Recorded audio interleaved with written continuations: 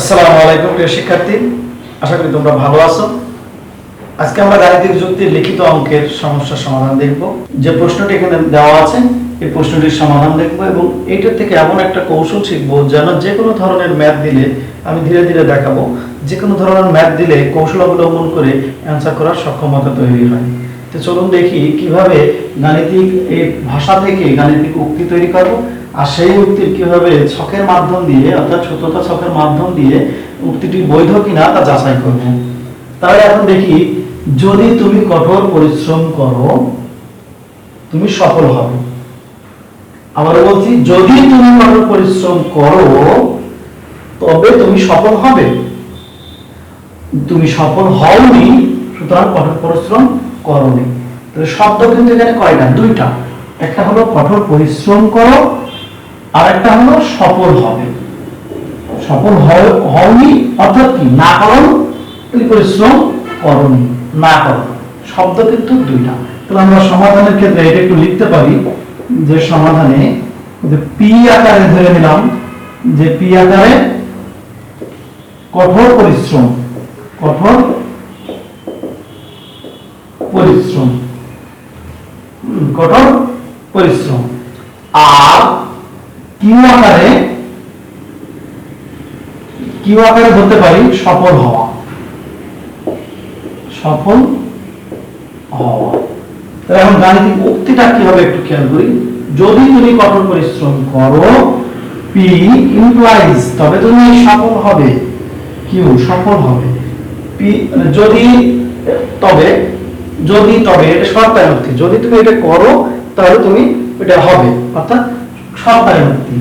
ওকে, এখন এইটার সাথে তুমি সফল হওনি, তাহলে এইটার সাথে যুক্ত করতে বলা হয়েছে কি? সফল হয়নি। তাহলে সফল হয়নি মানে কোনটা? সফল হওয়া বলতে কিউ বোঝায়, তাহলে হয়নি বলতে কি? মাইনাস কিউ বোঝাবে, নেগেশন কিউ যেটা বলি আমরা এই। তাহলে টোটাল এটা পেলাম কি?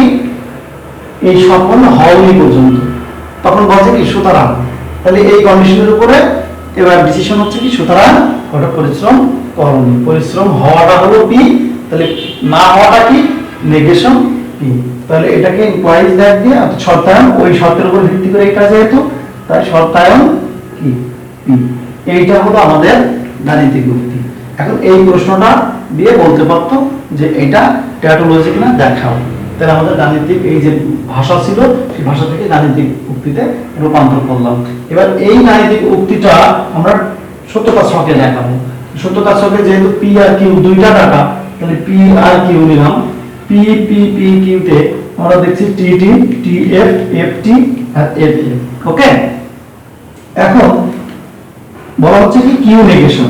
তাহলে নেগেশন কিউ, আগে নেগেশন যেহেতু পিও আছে তাহলে পি দিলাম, নেগেশন কিউ দুইটা ডাটা। এরপর বলছে কি?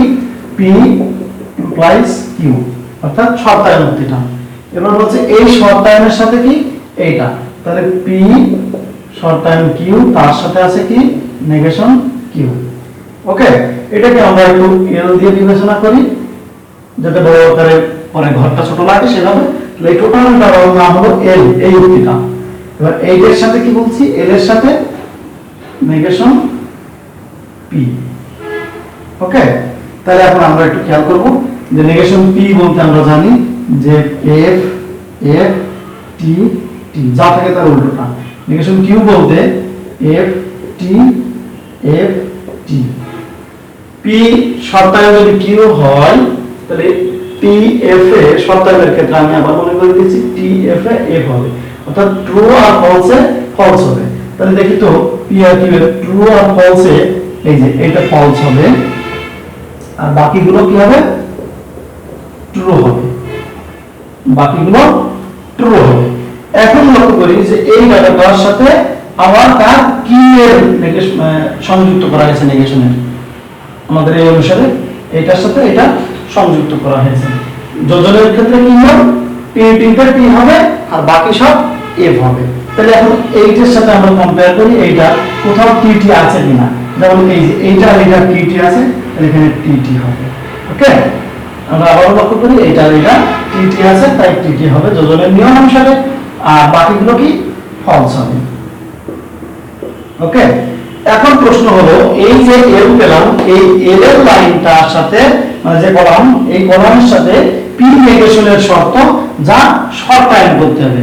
শর্ট টাইমে কি ছিল, প্রথমে পি থাকবে, দ্বিতীয়ত এফ থাকবে, তাহলে অবশ্যই এফ হবে, আর যদি না থাকে বাকি সব টি হবে। তাহলে শর্ট টাইমে দেখে আমরা প্রথমে পি থাকবে, তাহলে এই টি আছে, এই টি এর ভরটা দেখলেই হবে, শুধুমাত্র এর সাথে কার পি এর নেগেশনে পি আছে, এফ তো নেই, পি টি, টি টি তে 2 থাকবে, but T F A F হওয়ার কথা ছিল, যেহেতু নাই তাহলে এটা টি, আর বাকিগুলো তো সামনে প্রথমেই এফ, অতএব আর দেখার কোনো প্রয়োজনীয়তাই নেই। তাহলে আমরা দেখতে পেলাম যে এই টোটাল ডাটাটা ট্যাপোলজি হয়েছে, অর্থাৎ পি কিউ এটা দিয়ে ইমপ্লাইজ দ্য নেগেশন পি, এটা একটা ট্যাপোলজি। ট্যাপোলজি, আর যেহেতু এটা ট্যাপোলজি অর্থাৎ সত্য, তাহলে আমাদের এই উক্তিটি সত্য, অর্থাৎ যুক্তিটি বৈধ। অতএব যুক্তিটি বৈধ। তো আশা করি শিক্ষার্থী বুঝতে পেরেছো। প্রিয় শিক্ষার্থী, আমরা এই পর্বে গাণিতিক উক্তির একটি লিখিত অঙ্ক দেখব। তুমি অধ্যয়নে মনোযোগী হও, তবে তুমি পরীক্ষায় ভালো করবে। আমরা একটু কথাটা খেয়াল করি, বাস্তবতার সাথে মিল রেখে অঙ্কটা, এবং ভালো গুরুত্বপূর্ণ অঙ্ক। আমরা লিখিত থেকে কিভাবে গাণিতিক উক্তি বের করতে হয়, আর সেই গাণিতিক উক্তির কিভাবে বৈধতা বের করতে হয়, অর্থাৎ এই বাক্যগুলো যে সঠিক মানে মানুষের সামনে বলা যাবে, সঠিকতা নির্ণয় করাটা, সেটাই আমাদের এই গাণিতিক উক্তির মূল লক্ষ্য বা মূল মন্ত্র। সেই ক্ষেত্রে আমি একটু বলি, তুমি অধ্যয়নে মনোযোগী হও, তবে তুমি পরীক্ষায় ভালো করবে। তুমি মনোযোগ দিয়ে অধ্যয়ন করনি, অতএব তুমি পরীক্ষায় ভালো করবে। এটা কি কথা হলো? সে মনোযোগ দিয়ে অধ্যয়ন করেনি, তাহলে তো পরীক্ষা ভালো করবে না, কিন্তু আসলে দেখা যাচ্ছে যে তুমি পরীক্ষায় ভালো করবে। তাতে কথাটা দেখেই বোঝা যাচ্ছে কথাটা কি বৈধ নয়, কারণ এটা আমাদের জানা কথা নয়, বৈধ নয় মনে হচ্ছে। এখন যদি বলা হয় করোনার ভ্যাকসিন আবিষ্কার হয়েছে, আসলে তার পরবর্তীতে মানুষ মারা যাচ্ছে, তাহলে কথাটা কি বৈধ হলো?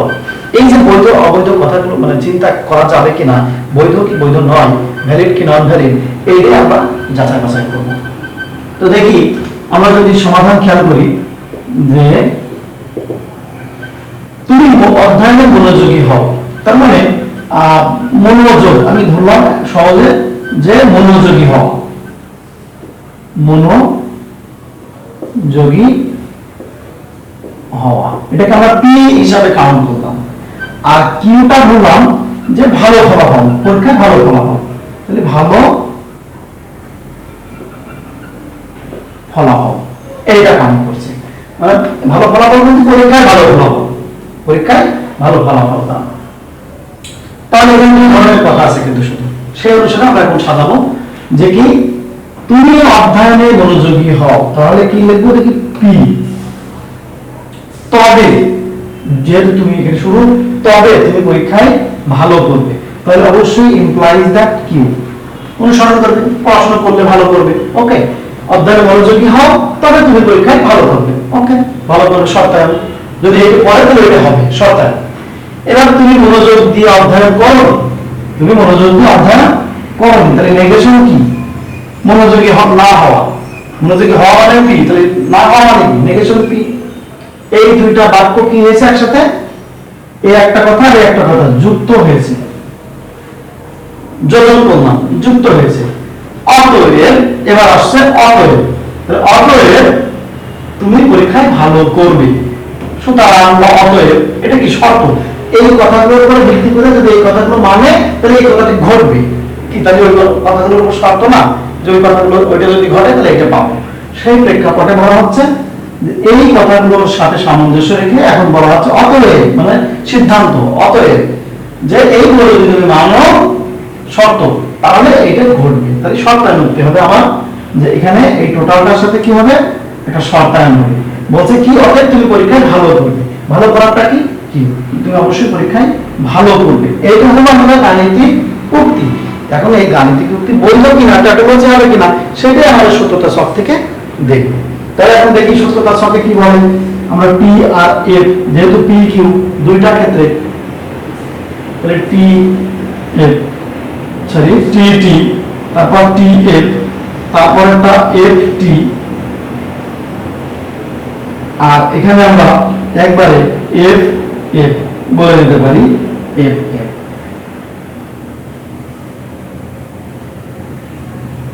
এখন যেহেতু ভিতরে আমরা অঙ্কের ভিতরে খেয়াল করছি যে না শব্দটি ছিল যে অধ্যয়ন করিনি, নেগেশন, তাই negation of P, negation of P. তাহলে নেগেশন আমরা খেয়াল করি যে অধ্যয়ন করিনি, অধ্যয়ন মনোযোগ দিয়ে করিনি, নেগেশন পি, নেগেশন পি মানে এটার উল্টোটা, তাহলে এফ এফ টি টি। ওকে, আমরা নেগেশন কিউ দিয়ে রেখেছি। এটা একটু লাস্টে বলবো যে নেগেশন কিউতে কি ঘটতে পারে, এটা নিয়ে আমরা মানে অঙ্কটাকে আমি একটু এক্সটেনশন করেছি এর ভিতরে। পি আর কিউ আমাদের এখন অঙ্কে ফিরে আসি, পি কিউ শর্তায়ন, শর্তায়নের শর্ত কি, পি এফ এ এফ হবে, ট্রু ফলসে ফলস হবে, আর বাকি সব ট্রু হবে। তাহলে দেখি তো পি আর কিউ এর ক্ষেত্রে ট্রু ফলসে, এই যে ট্রু ফলসে ফলস হবে আর বাকি সব ট্রু হবে। ওকে, এবার এই কন্ডিশনটা পেলাম, এইটার সাথে এখন এই যে ডাটাটা পেলাম সেইটার সাথে এখন সংযোগ করতে বলা হয়েছে কি, নেগেশন পি এর। তাহলে আমরা সংযোগের সূত্র কি, ট্রু ট্রুতে ট্রু হবে আর বাকি সব কি ফলস হবে। তাহলে আমরা দেখি এইটার সাথে এই ডাটাটা, এই যে এইটা আর এইটা, এই দুইটা ডাটা লক্ষ্য করব, এই দুইটা ডাটা ট্রু কোনটা, তাহলে এই যে ট্রু ট্রুতে এইটা ট্রু আর এখানে এইটা আর এটা ট্রু, অবশ্যই বাকি দুইটা কি ফলস হবে। ওকে, এখন এই যে ট্রু ট্রু ফলস পেলাম, এটা কিন্তু আমরা একটা বড় ডাটা, সেটাকে আমরা ছোট করে এল আকারে প্রতীক আকারে ব্যবহার করলাম, এল। এই এলটা আমরা এই আউটপুট পেয়ে গেছি, কিন্তু এখন এই এলটাকে শর্তায়ন করেছে কি কিউ, তাহলে কিউ বলতে এইটার সাথে, অর্থাৎ এইখান থেকে শুরু হবে এই দিকে চিন্তা করব। তাহলে এই ডাটাটার সাথে আমাদের শর্তায়ন হবে এইটা, শর্তায়নের শর্ত কি ছিল, টি এফ এ এফ হবে, টি এফ এ এফ হবে। তাহলে আমরা দেখি এখানে প্রথমে টি নেই, কোথাও টি নেই, টি আছে, তাহলে এটা খেয়াল করি টি এর সাথে আমাদের কাজ কি হবে, তাহলে টি এর সাথে টি নো হলো না, এরপর টি এর সাথে কি এফ, এই যে এইটা কিন্তু টি এর সাথে এফ আছে, টি এর সাথে এফ থাকলে আমরা বলা ছিল এফ হবে, আর বাকিগুলো অবশ্যই কি হবে ট্রু হবে। তো সত্যতা সব থেকে দেখলাম যে এটা কি আসলে বৈধ কোনো উক্তি কিনা, সত্যতা সব থেকে দেখলাম যে বৈধ কোনো উক্তি, অর্থাৎ আমাদের অঙ্কের জন্য যেগুলো প্রয়োজন ছিল সেগুলো আমরা অলরেডি পেয়ে গেছি। তাহলে আমাদের এখন বলতে পারি যে পি কিউ কিউ উক্তিটি বৈধ, অর্থাৎ এই বাক্যটি বৈধ কিনা। তো আসলে সবগুলো যেহেতু ট্রু হয়নি, তাহলে আমরা বৈধ লিখলে অঙ্কটা ভুল হবে। তাহলে আমাদের এখানে কি করতে হবে, বৈধ নয়। তো আমরা আশা করি এই বাক্যটি যে সঠিক নয় সেটা কিন্তু এখন এখান থেকে গাণিতিকভাবে পেয়ে গেলাম। এইগুলি ছিল এই গাণিতিক অঙ্কের মূলতন্ত্র। তো সেই ক্ষেত্রে আমরা এখন বলি এই যে উক্তিটি বৈধ নয় বের করলাম, আমার যদি বলতো যে এখানে অর্থাৎ তুমি পরীক্ষায় ভালো করবে না, তাহলে কিন্তু কথাটা কিছুটা সামঞ্জস্যপূর্ণ থাকতে পারে। সেই জন্য আমি নেগেশনটা দিয়েছিলাম, যদি এখানে না বলতো তাহলে আমার এখানে নেগেশন হতো, তখন নেগেশনটা কাজ করতো, এখানে নেগেশন হতো, তখন আমরা কিন্তু বৈধভাবে হতেও পারে। সেক্ষেত্রে আমরা ট্রাই করে দেখতে পারি বাসায় এটা, যে নেগেশন যদি হতো, অর্থাৎ এখানে আমি তুমি পরীক্ষায় ভালো করবে না যদি কথাটা উল্লেখ থাকতো, তাহলে কেমন হয় সেই অনুসারে নিজেরা খাতায় করে দেখতে পারো।